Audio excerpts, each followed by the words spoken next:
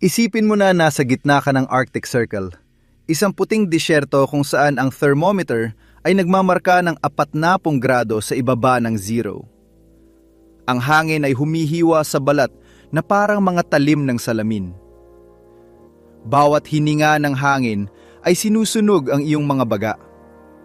Sa ganitong impyernong tanawin, kung saan ang kamatayan sa pamamagitan ng pagka-freeze ay nag-aabang sa bawat minuto, isang tao ang nagtatayo ng kanyang bahay. At sa ano niya ito itinayo? Sa nyebe, sa tubig na nagyelo, sa mismong material na dapat pumatay sa kanya sa lamig. Ito ay isang paradox na humahamon sa lahat ng lohika. Paano posible na ang isang silungan na gawa sa yelo ay protektahan ka mula sa yelo? Paano ang isang bagay na napakalamig ay mapapanatili kang mainit? Ang sagot ay hindi mahika, ni isang panlilinlang sa kaligtasan na walang batayan. Ito ay isang malalim na aral sa pisika, isang obra maestra ng inhenyeriya na binuo ng mga Inuit sa loob ng libu-libong taon. Ngayon ay tutuklasin natin ang mga lihim ng igloo, at ipinapangako ko sa iyo na pagkatapos nito, hinding-hindi mo na muling titingnan ang isang tumpok ng nyebe sa parehong paraan. Magsimula tayo. Ang mito ng solidong yelo. Bakit ang nyebe ay hindi kung ano ang tila nito? Ang unang bagay na dapat nating linawin ay isang napakakaraniwang pagkakamali. Ang mga igloo ay hindi gawa sa solidong yelo. Kung susubukan mong magtayo ng bahay gamit ang mga blok ng malinaw na yelo tulad ng sa isang iceberg, mamamatay ka sa lamig. Ang solidong yelo ay isang napakasamang insulator. Nagdadala ito ng init na halos kasing husay ng metal. Ang isang pader ng solidong yelo ay hihigop sa init ng iyong katawan at itatapon ito sa labas sa loob lamang ng ilang minuto. Nagagawing ang iyong silungan ay isang refrigerator na mas epektibo pa kaysa sa labas. Ang mga igloo ay gawa sa siksik na nyebe, at ang pagkakaibang yon ay napakahalaga. Ang bagong bagsat na nyebe, yaong tinatapakan natin sa lungsod at ginagawang mga bola para sa labanan, ay may kamanghamanghang komposisyon. Sa pagitan ng 70 at 75% ng volume nito ay nakulong na hangin.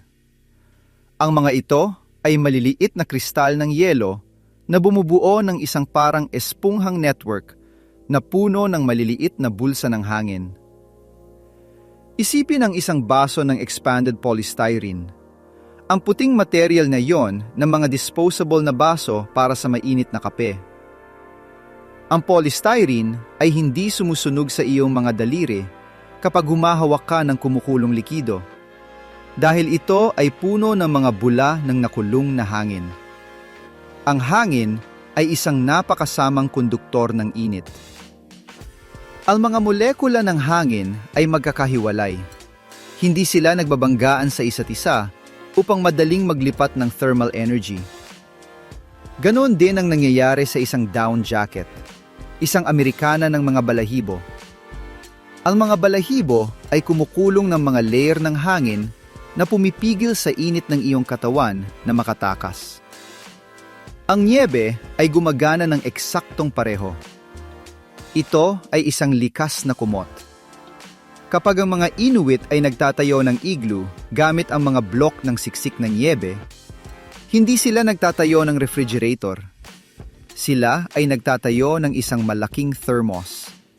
Isang thermal insulator na kumukulong ng init sa loob nito. Ang radiator na tao, ikaw ang kalan. Ngunit ang insulation sa sarili nito ay hindi nagpapainit ng anuman. Ang isang bakanteng thermos ay nasa temperatura ng paligid. Ang isang kuumot na nakapatong sa isang upuan ay hindi gumagawa ng init. Ang igloo ay nangangailangan ng isang panloob na pinagmumulan ng enerhiya. At ang pinagmumulan na iyon ay ikaw. Ang katawan ng tao ay isang patuloy na radiator. naglalabas tayo ng init ng tuloy-tuloy na produkto ng ating metabolismo. Sa ilalim ng normal na mga kondisyon, ang init na yon ay nawawala sa paligid nang hindi natin napapansin. Ngunit sa loob ng isang igloo, kasama ang mga powder na iyon ng insulating na niyebe, ang init ay walang mapupuntahan para makatakas. Ito ay naiipon. Ang temperatura sa loob ay nagsisimulang tumaas ng dahan-dahan. Ang mga Inuit na nagperpekto sa teknik na ito sa loob ng milenyo ay nagdagdag ng isang karagdagang pinagmumulan. Ang kulik, isang maliit na lampara na gawa sa inukit na bato na nagsusunog ng langis ng seal. Ang apoy na iyon, na maliit para sa ating mga pamantayan, na pinagsama sa init ng katawan ng ilang tao, ay maaring magpataas ng temperatura sa loob ng igloo sa mga nakakagulat na antas. Ang mga pag-aaral at mga testimonya ng mga polar explorer ay nagpapatunay na kapag ang igloo ay sarado at may ilang tao sa loob, ang temperatura ay maaring umabot sa positibong 15 o 20 grado Celsius. Habang sa labas, ang thermometer ay nagmamarka ng 40 sa ibaba ng zero. Isang pagkakaiba na mahigit sa 50 grado na nakamit ng walang mga fossil fuel, ng walang kuryente, gamit lamang ang talino ng tao at ang mga batas ng pisika. Ang bitag ng hangin. Bakit ang lamig ay lumulubog at ang init ay lumulutang? Dito, nagiging tunay na napakahusay ng arkitektura ng igloo. Dahil hindi sapat ang kulungin ng init. Kailangan ding pamahalaan ang lamig. At ang lamig, tulad ng anumang siksik na gas, ay may tendensyang lumubog. Kung nakapagbukas ka na ng isang horizontal freezer na gaya ng mga dati, mapapansin mo na kapag ipinasok mo ang iyong ulo sa loob, ang malamig na hangin ay tumatama sa iyong muka. Ang malamig na hangin ay mas siksik kaysa sa mainit na hangin, kaya naipon ito sa mga mabababang bahagi. Sa isang igloo, maaari itong maging isang nakamamatay na problema. Kung ang malamig na hangin ay maipon sa lugar kung saan natutulog ang mga tao, sila ay mauuwi sa pagka-freeze kahit na nasa loob sila. Niresolba ng mga Inuit ang problemang ito gamit ang isang matalinong disenyo. Ang pasukan ng igloo ay hindi kapantay ng lupa, kundi binubuo ng isang tunnel na hinukay sa ibaba ng lebel ng sahig sa loob. Ito ay parang isang maliit na basement na pasukan, isang balon ng access na mas mababa kaysa sa matitirahang lugar. Ano ang nangyayari sa disenyong iyon? Ang malamig na hangin, mabigat at siksik, ay pumapasok sa tunnel. Ngunit sa halip na umakyat patungo sa simboryo, ito ay lumulubog sa pinakamababang bahagi ng tunnel at nananatiling nakakulong doon. Hindi ito maaring umakyat dahil ang mainit na hangin sa matitirahang lugar na mas magaan ay bumubuo ng isang itaas na layer na nagtutulak dito pababa. Ito ay parang ang igloo ay may isang lababo ng lamig. Isang lugar kung saan ang lamig ay nananatiling nakakulong nang hindi nagagambala ang mga nakatira. Ngunit ang katalinuhan ng igloo ay hindi nagtatapos doon. Mayroon pang mas maraming layer ng talino sa istrukturang ito ng niyebe. Ang hugis ng simboryo, ang pagkakaayos ng mga blok, ang mataas na plataporma para sa pagtulog, maging ang proseso ng pagsisil na nangyayari sa paglipas ng mga oras, lahat ay kalkulado ng may katumpakan na kinumpirma ng modernong agham bilang perpekto. Ngayon ay tutuklasin natin kung bakit ang hugis ng simboryo ay napakahalaga. Kung paano itinatayo ng mga Inuit ang mga kahangahangang ito sa loob lamang ng ilang oras, At anong mga aral ang maaari nating matutuhan mula sa kanila para sa ating sariling kaligtasan? Ang perpektong simboryo, bakit ang hugis ay lahat? Kung ang igloo ay isang parisukat na istruktura na may mga vertical na pader at patag na bubong, malamang na hindi ito gagana. Ang init ay may tendensyang maipon sa itaas na bahagi. Oo. Ngunit ang mga sulok at ang mga tamang anggulo ay lumilika ng mga mahihinang punto kung saan ang lamig ay maaring tumagas at kung saan ang istruktura ay hindi gaanong matatag sa mga hurricane force na hangin ng Arctic. Ang hugis ng simboryo ay hindi isang aesthetic na luho. Ito ay isang geometric na solusyon na halos perpekto. Ang isang simboryo ay namamahagi ng bigat sa pantay na paraan. Ang mga blok ng nyebe na inilagay sa pataas na spiral ay sumusuporta sa isa't isa sa pamamagitan ng compression. Hindi nila kailangan ng mortar o semento. Ang mismong grabidad ang magpapanatili sa kanila sa lugar, hanggat ang pagkiling ay tama. Bukod dito, ang spherical na hugis ay pinapaliit ang panlabas na surface area kaugnay ng volume sa loob. Ang mas kaunting surface area ay nangangahulugang mas kaunting lugar kung saan ang init ay maaring makatakas. Ito ang parehong dahilan kung bakit ang mga thermos ay may cylindrical na hugis at ang mga hayop sa malalamig na klima ay may tendensyang maging mas mabilog. Upang mapanatili ang init, ang spherical na hugis ang pinaka-epektibo. At mayroong isang extra na detalye. Ang kurbada ng simboryo ay nagiging sanhi upang ang mainit na hangin na umaakyat ay marahang gumalaw patungo sa gitna at pagkatapos ay bumaba ng bahagya sa mga gilid na lumilika ng isang natural na sirkulasyon na namamahagi ng init sa mas pantay na paraan kaysa sa isang parisukat na silid.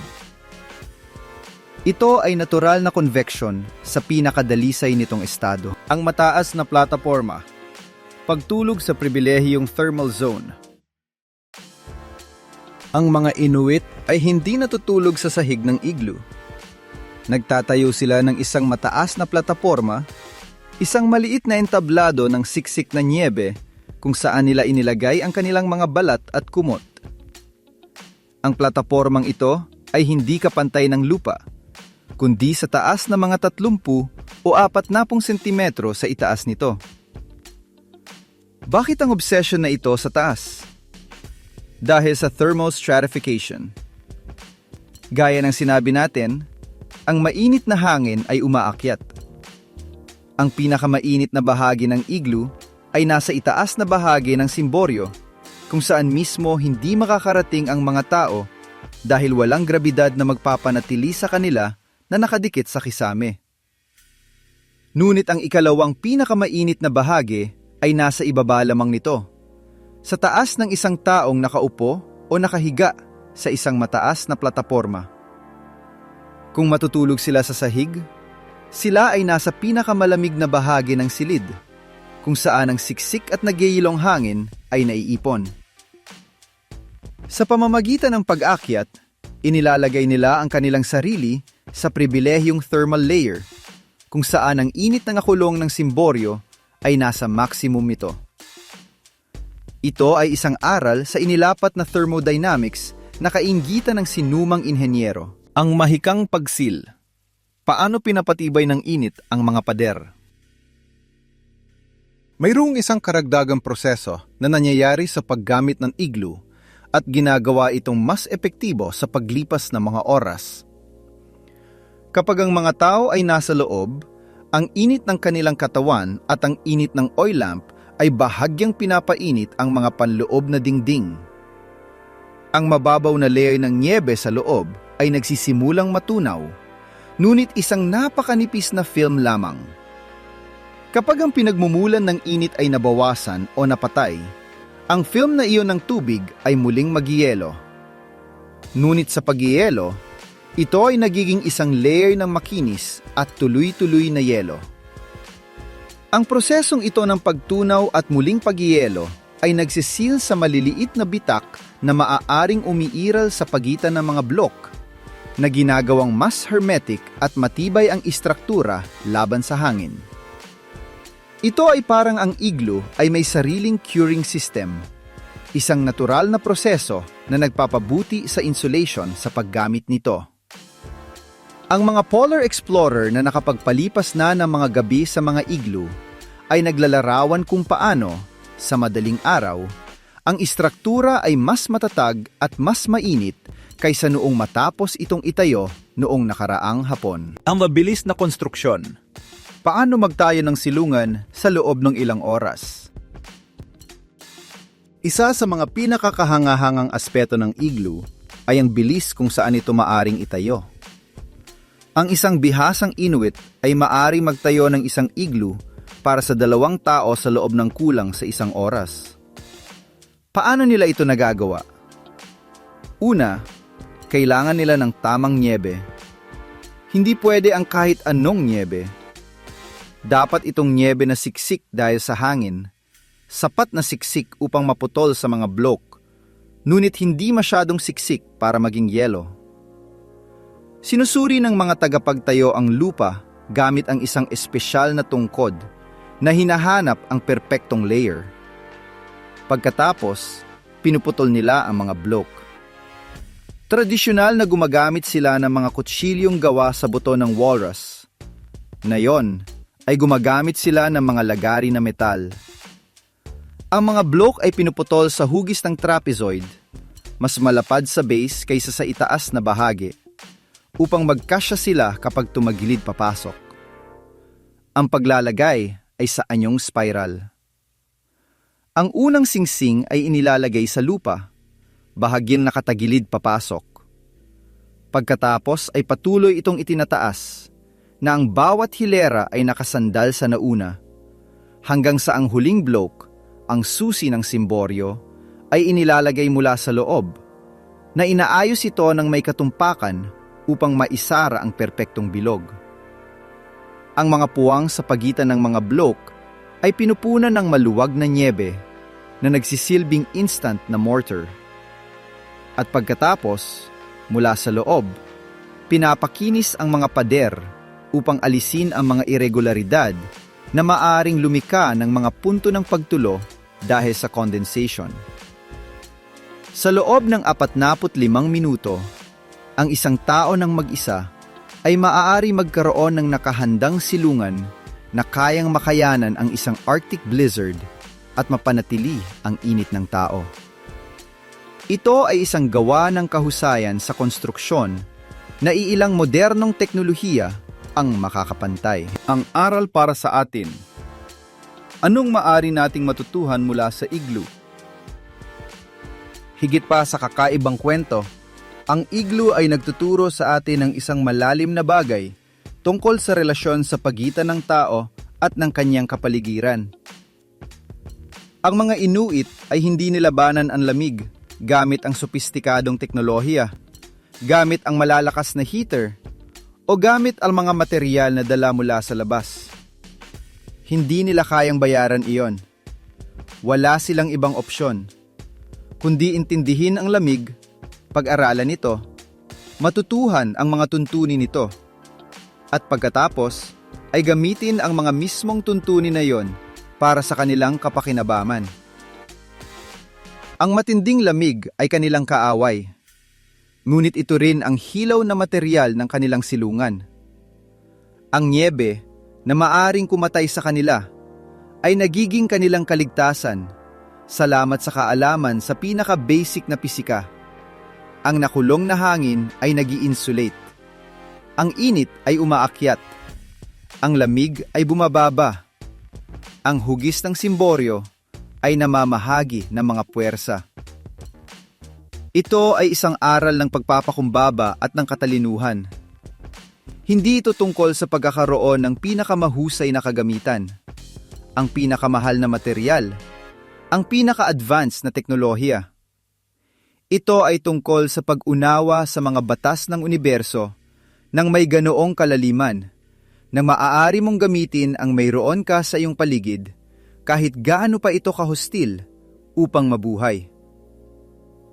Sa ating modernong mundo, kung saan ang anumang abala ay nasosolusyunan sa isang click at isang bagong produkto, nalilimutan natin ang sinaunang karunungang iyon. Ang Igloo ay nagpapaalala sa atin ito.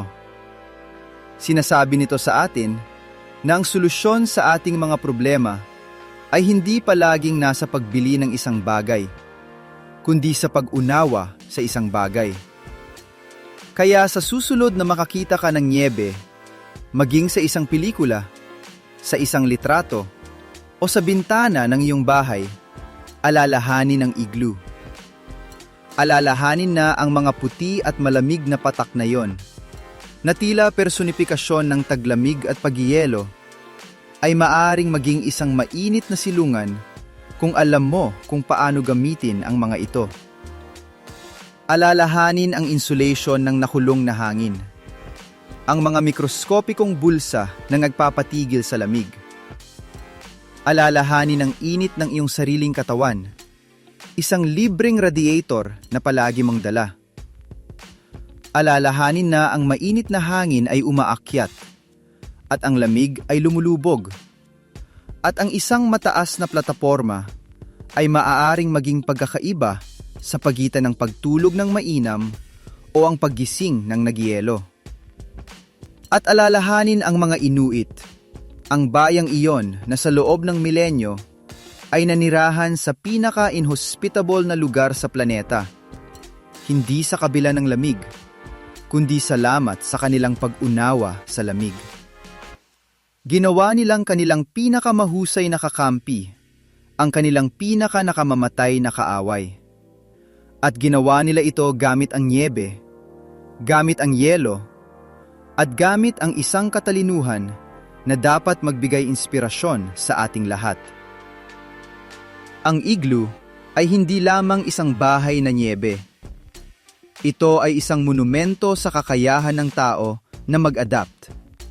Isang testimonya na kahit sa mga pinakamatinding lugar, ang pisikang mahusay na nauunawaan ay maaaring magligtas sa ating buhay.